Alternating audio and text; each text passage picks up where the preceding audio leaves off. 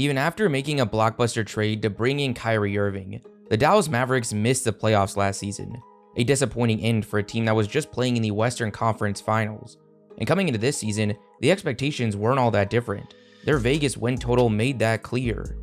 But right now, they sit as the 4th seed in the West. The threat of missing the playoffs isn't there barring injury. So what changed? Well, despite an offseason that didn't grab much headlines, there was a lot of change, moves that right now seem nothing short of brilliant.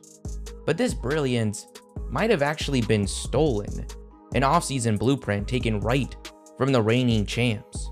Now, the additions from Denver a year ago and the Mavericks this offseason don't look all that similar comparing the players one-to-one, but the goal and strategy behind both just might be the exact same. For most of Jokic's career in Denver, he's dealt with some pretty unfortunate injury luck, mainly being the top offensive talents outside of him in Jamal Murray and Michael Porter Jr. Yet they've consistently been able to reach a strong baseline and constantly have exceeded expectations regardless of injury. In 2019, they finished as the 2nd seed and went to Game 7 in the second round of the playoffs. When they were healthy in 2020, they finished as the 3rd seed and went all the way to the conference finals. In 2021, they finished as the 3rd seed once again and exited in the 2nd round. And then in 2022, were the 6th seed and bounced out in the 1st round. A season that initially seems the least impressive of this run. The minute leaders were Jokic and Aaron Gordon. But then Will Barton, who's out of the league. Monte Morris, someone that this offseason was traded for a 2nd round pick. Jeff Green, who at the time was a 35-year-old playing on a minimum deal. Austin Rivers, who's now playing overseas. Bones Highland, who was a rookie shooting 40% from the field. Kim Pazzo, who's back playing overseas. JaMychal Green, currently without a contract. That was the supporting cast. Making the playoffs, especially without going through the play-in, is ridiculous. At this point, something had become very clear. Nikola Jokic, who had now racked up back-to-back MVPs, raised the floor of this team, especially offensively, so high that pretty much anyone around him would make this team a playoff group. Now, a great coach in Mike Malone consistently having this team at least around league average defensively, no matter the individual talent, is also a very big contributor here. So going into last season, when this team was finally going to be healthy, Jamal Murray and Michael Porter Jr. are coming back. There was a lot to be excited about, but there was also someone new in control of this roster. Longtime GM Tim Connolly was off to Minnesota. Assistant GM Calvin Booth now held the job, and he brought a new philosophy. One of my favorite parts of the day is before all the games tip off, cooking up a Prize Picks entry, the sponsor for today's video. A super simple platform that's legal in over 70% of states. You just pick more or less on certain stats, and you can win up to 25 times your entry. But it's not just basketball, they have pretty much every sport you can imagine. And with Thanksgiving coming up, today, I'm actually going to put together an NFL entry. The first square that has to go in is Christian McCaffrey's promo square. He only needs a single rush or rec yard. Then I'm going to go with less than Brian Robinson's rushing yards against the Cowboys. I'm going to go with Dak's yards comboed with Brandon Cook's yards. The Commanders have one of the worst secondaries in the league, and the Cowboys' passing attack has been on fire. Then I'm going with David Montgomery to get a touchdown against the Packers. And lastly, I'm going to go with Sam Howell, less than 2 touchdowns. It's not happening. I'm really pumped for Thanksgiving football. And if you guys are interested in Prize Picks and want that Christian McCaffrey promo square, on top of that, if you go to the link in the description and sign up with code JIMMER, they're also going to give you a deposit match up to $100. Thank you Prize Picks for sponsoring today's video. See, the most successful Jokic-led team to this point was that 2020 group that went all the way to the Western Conference Finals. A playoff run that saw Jamal Murray averaging 27, a rookie Michael Porter averaging an efficient 12. With these two returning, they were going to be accounting for a lot of this team's non-Jokic offensive production. Then there was Aaron Gordon, someone the Nuggets specifically targeted following the success they found with Jeremy Grant in 2020, who ended up leaving in free agency. Those 4 starters were the base of this team, unquestionably, both for Connolly and for Booth. It was the pieces around them where the philosophy appeared to differ. Booth's strategy a year ago, we now know, was very clear. At the time, however, there was a problem. The options were limited. They had very little assets and no cap space.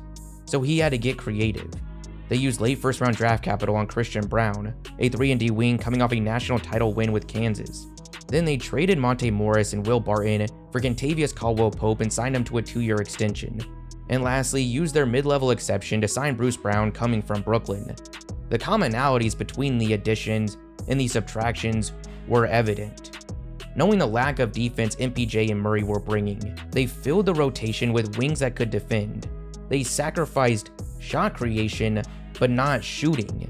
Christian Braun was coming off shooting 39% from 3 in college. Bruce Brown was coming off shooting 40% with the Nets. KCP 39% in Washington. Then even when the season starts, the plan seems to be working. Murray and MPJ look good. These additions look good. They double down. At the deadline, they send away Bones Highland to the Clippers. Calvin Booth wasn't happy this statement was released, but we later heard the exact thought process behind the decision. I knew you couldn't have two guys that couldn't guard, and we couldn't have two guys that were young and kind of more me guys. MPJ makes $30 million. He's one of the best shooters in the NBA. So Bones, there's no place for you. This philosophy from Denver a year ago, their aggression eliminating as many defensive liabilities from the roster possible, it worked. They won it all and potentially created the blueprint to roster construction in the NBA. At least for some teams. It's a lot easier to build around the best player in the entire league, an unstoppable force bringing a combination of scoring and playmaking comparable to few if any in league history. But luckily for a team in Dallas, they happen to have one of the best players in the league. Someone, while at a different position, in many ways was bringing a similar skill set in offensive dominance. This was a roster blueprint that actually seemed like the potential answer. Since Luka Doncic's arrival, similar to Jokic, he's been able to lead Dallas to one of the top offensive groups year in and year out. The top one in 2020 with guys like Tim Hardaway, Kristaps, Seth Curry, Dorian Finney-Smith, Dwight Powell, and Maxi Kleber. But their most successful playoff run actually came in 2022 where they posted the lowest offensive production since Luka's rookie year. But it was the first time they were a middle-of-the-pack defensive group. Also during that playoff run, with the breakout of Jalen Brunson, we really saw them benefit from concentrating the team's offensive production. A backcourt partner for Luka looked like the answer. But just like Jeremy Grant, Jalen Brunson would leave in the following free agency, leaving the Mavericks scrambling to find his replacement before making a big deal at the deadline. But Kyrie alone wasn't going to answer their problems. They lost 2 starters, one of which was their most reliable defender in the process. This led to a rough end of the season, and they eventually failed to even make the play-in. Now there was still hope. With Luka, the offensive floor is already extremely high. The addition of Kyrie only raised that. But after finishing with the 6th worst defensive unit in the league, the supporting cast needed a lot of work. And just like the Nuggets, the options were extremely limited. No cap space, very little player assets. They had to get creative and luckily did have their first round pick. It took some extreme tanking efforts in the final 2 games of the season and luck in the lottery, but going into draft night, they held the 10th overall pick, a spot they wouldn't be making a selection. They decided to make a deal with the Oklahoma City Thunder. They would go from 10 to 12, and to do so, they unloaded the contract of Davis Bertans, creating a traded player exception. At 12, they would use that pick to select former #1 high school recruit, one of the top rim protectors in the class, someone that was 7'1" with a 7'7" wingspan, Duke freshman Derek Lively. Then before the night was even over, they would use that trade exception, taking on the contract of Rashawn Holmes from the Kings for the 24th overall pick, a spot they used to select defensive standout Marquette forward Omax Prosper. Then after extending Kyrie Irving, which was a must, it was a great start to the offseason. But at that point, the scenario hadn't really changed all that significantly. There was still a ton of work to be done. So then free agency kicks off and they pull off a sign and trade. They give up Reggie Bullock, a 2030 pick swap, and a 2025 second rounder for Grant Williams, a stretch 4 and versatile defender. They signed former top pick Dante Exum, who made a mark in the league defensively, but his offensive struggles eventually led to him going back overseas. But since 2021, he shot at least 42% from 3 in each season across multiple leagues. They signed Derrick Jones Jr., someone outside of the occasional jaw-dropping dunk, hadn't brought much of any offense in his career to this point, but was a reliable defender. They end up signing a young 3-and-D wing in Matisse Thybulle to a 3-year contract, using their mid-level exception, but unfortunately, with him being a restricted free agent, the Blazers matched that deal. Overall though, it was a really solid offseason, with a very clear goal. With so much offensive creation coming from a couple guys, one of which happened to be one of the best players in the league. They ignored shot creation, got rid of some of their liabilities a year ago, such as Christian Wood, similar to what was done with Monte Morris, Will Barton, and later Bones Highland, and aggressively targeted defense in the draft, via trades, in free agency, while sacrificing as little floor spacing as possible. Their plan, the execution, all of it is strikingly similar to an offseason we saw a year ago. But what about the results? They're to be determined, but so far, things look good. The Mavericks are 9-5. Currently, it's only Luka and Kyrie from last year's starting lineup. Grant Williams has proven to be the perfect fit and so far shooting 47% from 3. Derek Lively's surprised with his rim protection and pick and roll presence early.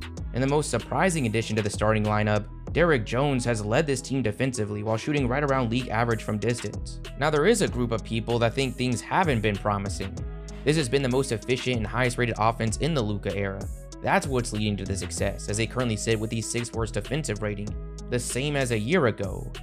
But there's a lot more to this story here, playing at by far the highest pace we've seen from Dallas, currently tied for the 2nd highest in the entire league.